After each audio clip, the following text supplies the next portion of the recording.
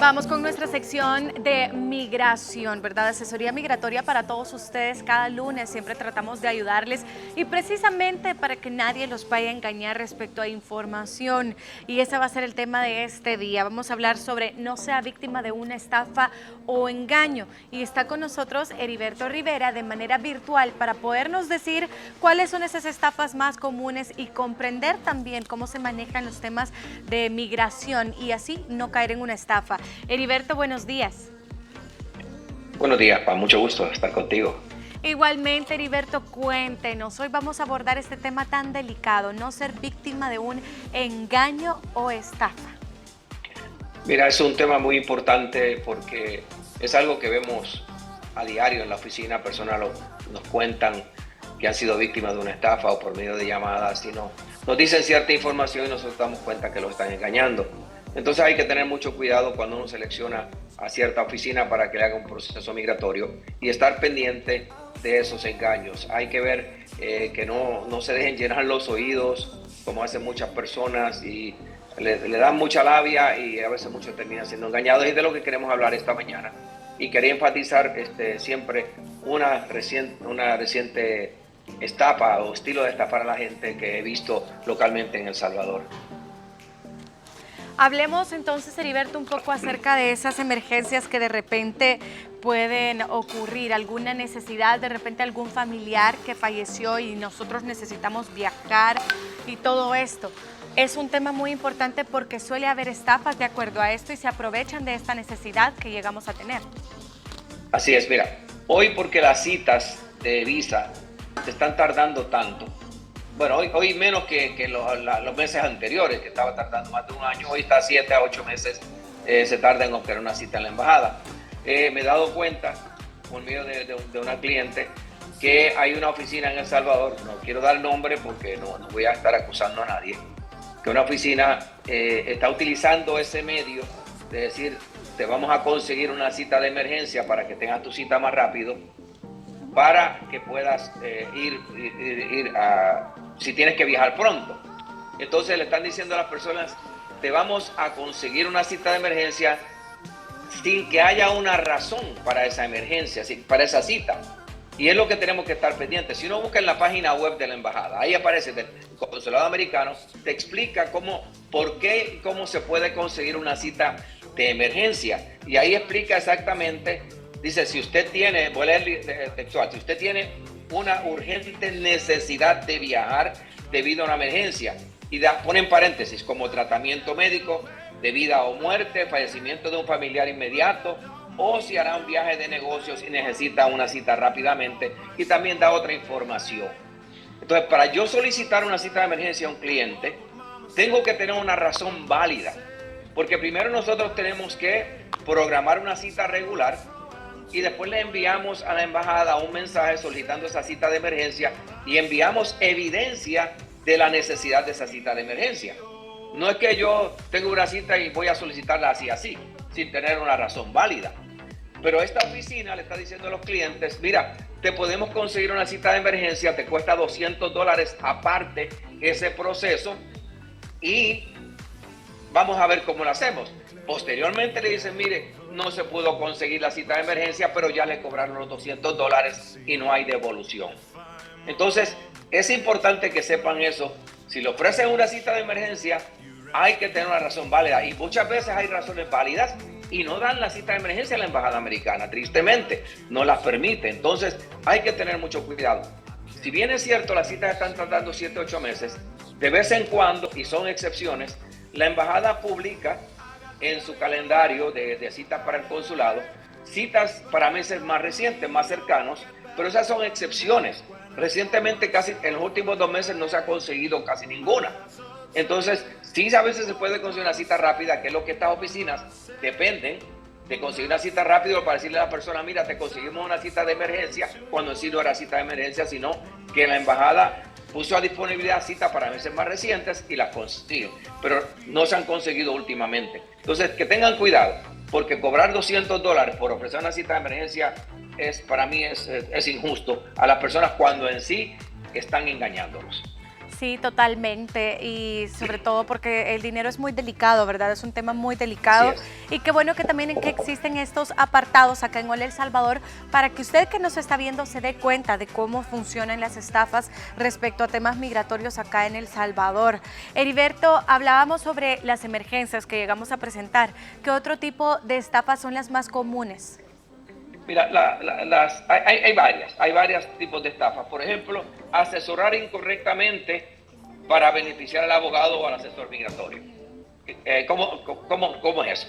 Es decirle a la persona, darle información a medias para engañarlos y conseguir dinero cuando en sí saben que en un proceso migratorio no puede salir. Te voy a dar un ejemplo. Una persona, por ejemplo, un ciudadano tiene el beneficio de peticionar a su cónyuge. Y este tipo de estafa lo veo a menudo. Entonces, yo puedo someter una petición para la esposa o el esposo, si uno es ciudadano. Esta persona, el cónyuge, se conocieron en Estados Unidos y la persona está indocumentado o tuvo cierto proceso migratorio, pero vive en Estados Unidos o se quedó con visa. Entonces, vienen y no le hacen las preguntas o le dan información a la persona, pero le dicen todo puede salir bien.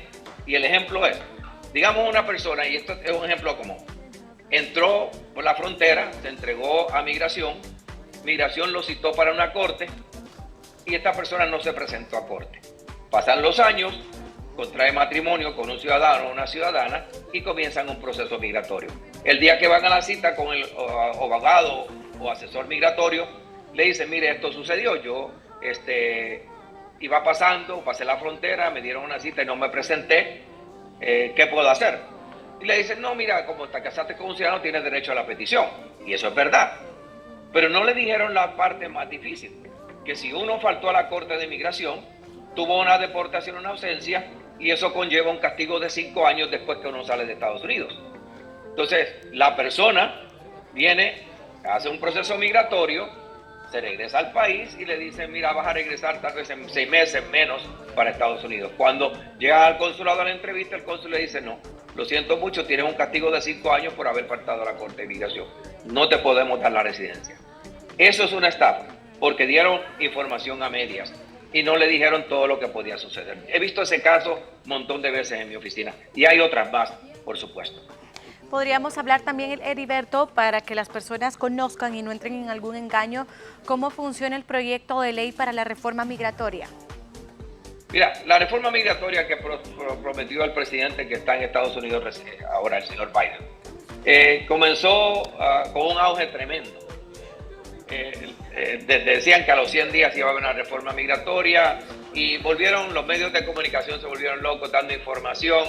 Qué es lo que iba a suceder y la gente comenzaron a engañarlos, a ofrecerle procesos migratorios que no existían en ese momento, pero decían, mira, cuando venga la reforma tú vas a estar adelantado, vas a poder salir y tu proceso puede salir. Y así engañaron a mucha gente. Tristemente, ya pasaron más de 2 años que el señor Biden entró a la presidencia y no ha habido reforma migratoria. Yo en el programa hace 2 años o antes dije, con más tiempo dije, no va a suceder nada. Y no es que soy escéptico. Basado en la historia podemos ver que la última reforma migratoria sucedió hace más de 35 años. Es un tema polarizado con los políticos, cualquier bando. No quiero hablar de política, no soy político, pero sí es un tema polarizado. Y no consiguen, aunque el presidente tenga los deseos inmensos de hacer una reforma migratoria, conseguirla, él tiene que depender del Congreso y el Senado. Esos dos poderes del Estado están divididos en Estados Unidos y en las últimas 3 décadas o más no se ha podido conseguir una reforma migratoria y para mí es pérdida. Así que hacia las personas los engañan y le dicen, le ofrecen que por medio de la reforma migratoria pueden conseguir un proceso para beneficiarse ellos, no es cierto porque no ha habido reforma migratoria. Ese es el punto final. No ha habido una reforma, posiblemente no haya en las próximas décadas, no se sabe, estoy siendo escéptico porque ha sucedido ya. Entonces, que no le hagan caso si le ofrecen un proceso migratorio, se vayan corriendo y no gasten un centavo, porque los van a engañar. Ok, perfecto. Ahí estamos escuchando nosotros cómo debe de funcionar, ¿verdad? O cómo funciona la ley migratoria para no entrar en un engaño, así como lo está diciendo Heriberto. Heriberto, ¿le parece si nosotros continuamos con una segunda parte, aclarando muchas dudas que las personas tienen y que nos hagan sus preguntas a través del WhatsApp? Aquí voy a estar pendiente. Gracias.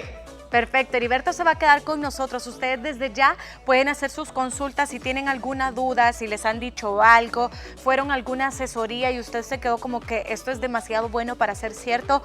Póngaselo en estos momentos a Heriberto al 7893-7749. Ese es el WhatsApp de Hola El Salvador. Colóquelo por ahí que nosotros más adelante vamos a estar aclarando esas dudas respecto a temas de migración. Exactamente, y estábamos hablando, usted lo sabe, este lunes sobre los engaños o estafas de acuerdo al tema de migración, así que es muy importante que usted no sea víctima de algún tipo de engaño como estos. Heriberto ya nos estaba hablando un poco acerca de la reforma de la ley migratoria, cuáles son esas estafas más comunes que se cometen acá en El Salvador y que muchas personas también tienden a aprovecharse cuando hay algún tipo de emergencia, si algún familiar fallece o algo estudiantil, emergencias que se presenten, ¿verdad? Así que usted ya puede colocar las dudas a través del WhatsApp.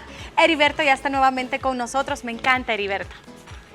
Aquí estamos listos para hablar, contestar los mensajes de las personas y si hay que hablar algo más de este tema que es tan importante de las estafas porque suceden a menudo aquí en Estados Unidos y también en El Salvador, y lo que queremos es evitarlas porque el dinero es difícil de conseguir y no dejarse, lo importante es no dejarse llenar los oídos. Al final del segmento anterior tú dijiste algo muy interesante, lo que las personas es cuando le dicen algo que es muy bueno para ser verdad. Exacto. Algo que es too good to be true. Hay que tener mucho cuidado porque ahí es donde vienen los engaños.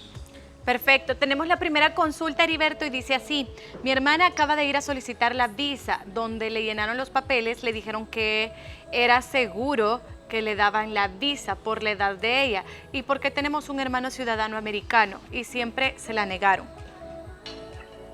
Mira, decirle eso a un cliente es incorrecto.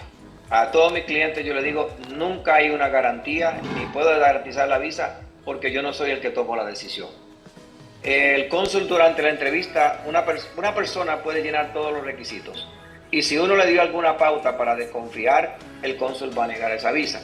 No sé qué pasó con la señora, pero habría que ver el caso, a ver si se puede ayudar o asesorarla mejor para la entrevista. Lo que yo he visto muchos casos, rapidito, en El Salvador, es que todos los asesores migratorios les dicen a los clientes que solo contesten lo que el cónsul le pregunta, que no hablen, que no se desenvuelvan bien. Las personas llegan y se quedan callados cuando el cónsul le hace preguntas, solo le contestan una palabra. Y para mí eso es incorrecto. Si a mí me dan la pauta para hablar, debo hablar. No es una conversación larga porque la entrevista es corta, dura unos 2 minutos o menos. Pero tampoco es quedarse callado y esperar que el cónsul tome una decisión sin uno hablar. Así que habría que ver el caso de la señora, pero el garantizar que le dan una visa a alguien es incorrecto. Sí, totalmente. También tenemos esta consulta y dice así: buenos días, tengo una pregunta. Fui deportado en el año 2007, entrando a Estados Unidos. ¿Puedo solicitar visa o es poco probable que me la den? Ahí la última frase es cierta, es poco probable que se la den porque ya la persona violó la ley migratoria. 2007, ahorita van 14 años aproximadamente que la persona regresó, ya no hay un castigo, ya no hay lo que se llama una inelegibilidad migratoria, pero siempre hay que mencionar en el formulario de visa que tuvo esa deportación y tratar de en esa explicación que se le da al cónsul, razonar con el cónsul en ese momento y en el formulario para ver si el cónsul es receptivo al caso de uno. Es bueno llenar los requisitos de solvencia económica y de arraigos e intentarlo. Pero cuando las personas han violado la ley migratoria, dependiendo del cónsul que entreviste, la mayoría llevan las de perder. Ok, perfecto. Y qué bueno que se hable con la verdad, Heriberto, y que nadie te venda lo contrario para no caer en una posible estafa. Así es, esa es la verdad. Hay que hablar. Yo soy directo con los clientes. No me gusta llenarle los oídos a nadie ni engañarlos. Ese es el estilo que siempre he tenido y la gente lo aprecia. Cuando uno es sincero con eso, le dice, mire, claro. Yo sé que decirle estas cosas tal vez le molesta al cliente, pero tampoco voy a dar con rodeo decirle, mire, hagamos las cosas, vamos a intentar lo que esto puede salir cuando no es cierto. Totalmente. Por acá nos dicen, buenos días, dice, mi consulta hace poco tuve la cita, dice, para solicitar la visa y me la negaron. ¿En cuánto tiempo tengo que volver, pregunta, a solicitar la visa? No hay un tiempo específico para regresar a una cita, a una nueva cita para la visa de turista. Anteriormente, cuando los tiempos eran cortos, yo tenía clientes que a las 2 o 3 semanas regresaban. Lo importante es que la situación de uno haya cambiado, o que si no ha cambiado, poderle expresarle al cónsul que la situación de uno, cuando tuvo la cita anterior y ahora, es una situación que llena los requisitos para la visa. Lo que yo veo en El Salvador es que mucha gente falla en el formulario. El formulario es el currículum ante el cónsul. Y ahí fallan las personas, especialmente cuando tienen negocios. No dicen lo que ganan mensualmente. No explican en detalle qué es el tipo de negocio que tienen o el tipo de trabajo que hacen. Y a veces los formularios están incompletos, falta información. Entonces, en ese aspecto, al yo someter un formulario incompleto, el cónsul no va a tener toda la información que él necesita para tomar una decisión. Eso pasa en algunos casos, no sé en el de la persona que está escribiendo. Pero aquí es que uno se prepare bien para esa entrevista y llegue a razonar y convencer al cónsul de que uno no es un posible inmigrante. Desenvolverse bien en esa entrevista, para mí lo más importante. Totalmente. También ahí teníamos las consultas a través de nuestro WhatsApp, Heriberto. Lo último también, para no caer en una posible estafa, ¿cuál es el precio de la visa? Porque recientemente vimos que se modificaba, pero a partir de cuándo, y que cuando vayamos a una consulta migratoria pues se nos diga la verdad. Ya nosotros somos sabedores de cuánto es el precio. Mira, el precio va a aumentar a $185 la visa de turista, que es la más común. La de trabajo y otras, las estudiantes también va a costar eso. Las de trabajo van a tener diferentes precios, dependiendo del tipo de trabajo, de visa de trabajo que sea. Pero es efectivo el 30 de mayo. Ahora, la vez anterior que aumentaron el derecho de visa, la vez anterior. Sí. Si la persona llegaba, por ejemplo, hoy vas a comprar un derecho de visa y te cuesta $160. Ahora, si la cita te va a tocar después del 30 de mayo, que la mayoría le va a tocar la cita después del 30 de mayo, a menos que sea de emergencia o sea una visa de estudio que le dé una cita más reciente, más cercana, posiblemente cuando llegue a la embajada la persona va a tener que pagar la diferencia. Si la cita va a ser después del 30 de mayo, eso sucedió la vez anterior que aumentaron el derecho de visa, que subía a 160, la diferencia del precio anterior se lo cobraban el día de la entrevista. Entonces yo creo que eso va a suceder también. No ha dicho nada la embajada, pero si el precio aumenta el 30 de mayo, que después del 30 de mayo van a cobrar 185 cuando uno pague el derecho de visa, posiblemente las personas que lleguen a la embajada después del 30 de mayo, esa diferencia, esos $25, se lo van a cobrar también. Heriberto, nos quedamos con una tercera parte, ¿le parece? Mientras vamos a un avance informativo. Así que siga mandando sus consultas a través del WhatsApp. Por supuesto, ya finalizando nuestro tema, o nuestra asesoría migratoria, más bien dicho, aquí en Hola El Salvador. Heriberto, ¿me escucha por ahí? ¿Sí? Claro que te escucho. Perfecto, tenemos nuestras últimas consultas a través del WhatsApp. Recuerde, si usted quiere hacerlo a través del 7893-7749. Estábamos hablando sobre los engaños y estafas que se llegan a dar, ¿verdad? Y que usted no debe ser víctima de un engaño o estafa. Nos quedamos, Heriberto, hablando sobre los precios que, bueno, $20 más o menos que se le iba a aumentar a la visa, ¿verdad? Entonces usted estaba aclarando este tema sobre este aumento. Sí, así es. Viene un aumento de la tarifa para la visa el 30 de mayo y la persona tiene que estar pendiente de ese aumento y saber que posteriormente, si le corresponde una cita tal vez después del 30 de mayo, la que está saliendo hoy está saliendo para noviembre de este año, las personas van a tener que pagar la diferencia en la embajada americana. Ok, perfecto. Si pagaron el derecho de 160 antes del 30 de mayo. Ok, perfecto. Ahí tienen el dato también para que no los vayan a engañar, no vayan a ser víctimas de estafa o engaño. Si de repente viene alguien y les dice que es arriba de $300 o esto, pues no es así. Ya nosotros estábamos aclarando, ¿verdad?, cuál es el precio que la embajada americana pues ha establecido. Tenemos más consultas por acá a través del WhatsApp y dice, buenos días, dice, en febrero me dieron mi visa, dice, para 10 años. Quiero llevar a mis hijos, dice, para solicitarla. ¿Cuánto tiempo deberá de esperar, dice, para llevarlos de viaje en febrero de este año por 10 días? Bueno, supongo que del próximo año. Del próximo año. Ajá. Mira, ahí las citas ya están saliendo para noviembre. Hay que ver ciertos detalles. Si esta persona que escribió le salió la visa y la pareja, los dos tienen visa, y los hijos son menores de 14 años, se puede hacer un proceso por buzón. Pero si los hijos son de más de 14 años y menores de 18, van a tener que los dos padres ir a la entrevista con ellos. Solicitar una entrevista ya porque las citas están saliendo para noviembre y si la idea es bajar para febrero, es importante tener esa visa por lo menos 2 o 3 meses antes del viaje que ellos van a hacer. Entonces hay que llegar a la embajada con sus hijos menores, los dos padres, porque ellos son los que califican por sus hijos. Entonces hay que nos llamen y nosotros les podemos explicar el proceso. Con todo gusto le ayudamos. Perfecto, ya les vamos a dar los contactos también de Heriberto para que ustedes no entren en ninguna estafa ni engaño. Dice por acá Heriberto, buenos días, una consulta. Yo tengo una cita en la embajada con mi hija que es menor de edad. Tenemos 3 años de estar en este proceso, dice. Todo se nos retrasó por causa de la pandemia. En 2 veces se me ha negado la visa para mi hija. Ya con estas son 3 veces solicitándola. Dice, ¿en qué podemos estar fallando? Pregunta, mi esposo y yo tenemos visa. ¿Qué posibilidades habrán que ahora sí se la puedan dar? Hay que ver, ella pregunta qué está fallando. Primeramente, no ha dicho la edad de su hija. Pero hay que ver que el formulario, antes de ir a la embajada, si ese formulario dice que ya se lo han retrasado bastante el proceso de visa por la pandemia, a muchas personas se lo retrasaron, ese formulario hay que actualizarlo, es importante actualizar el formulario, no llevar el que se llenó hace 1 año o más, porque ciertas cosas pueden haber cambiado. Pero si los dos tienen visa, no entiendo por qué le están negando a sus hijos. Ahora, hay que tener en cuenta que a veces los jóvenes adolescentes, si los hijos son entre 13 a 18 años, y los dos son menores de 18 años, los padres van a acompañar a su hijo, que son el grupo que más puede permanecer en Estados Unidos también, los grupos de los jóvenes adolescentes. Okay. Entonces hay que demostrar que este joven depende de sus padres, o la joven depende de sus padres, que su vida la tiene hecha aquí, que está estudiando y así por el estilo. Y los dos padres demostrar que llenan los requisitos de solvencia económica y arraigo por sus hijos. Entonces, no sé, como no he hablado con ellos, para poderle dar una opinión ya de más directa, qué es lo que pueden haber fallado en la sección consular. A veces no falla nada, a veces los cónsules desconfían. A veces uno hace una entrevista perfecta y el cónsul desconfía de uno y niega la visa.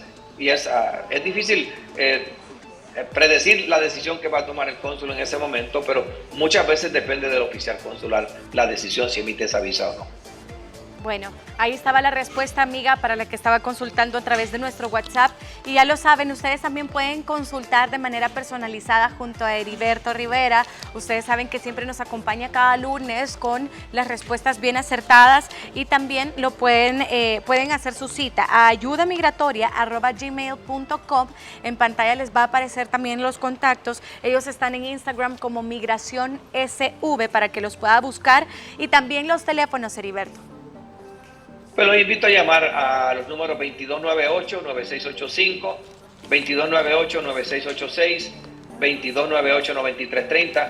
Pueden escribir un mensaje vía WhatsApp al 7920-0963 y como tú dijiste, escribirnos al correo electrónico o buscarnos en las redes sociales. Ahí estamos en todas las redes sociales para ayudar a las personas. Y estamos en Plaza Suiza en San Salvador, local LB25.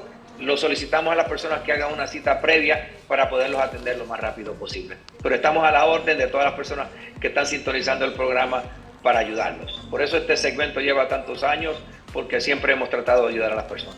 Totalmente, Heriberto, muchísimas gracias. Que tenga buen día. Igualmente para ti, feliz semana y saludos a todos. Ok, perfecto. Ahí teníamos nosotros nuestra sección de ayuda migratoria. Para todos ustedes, hagan sus consultas con Heriberto ya más personalizado y mientras vamos a continuar con más información aquí en Hola.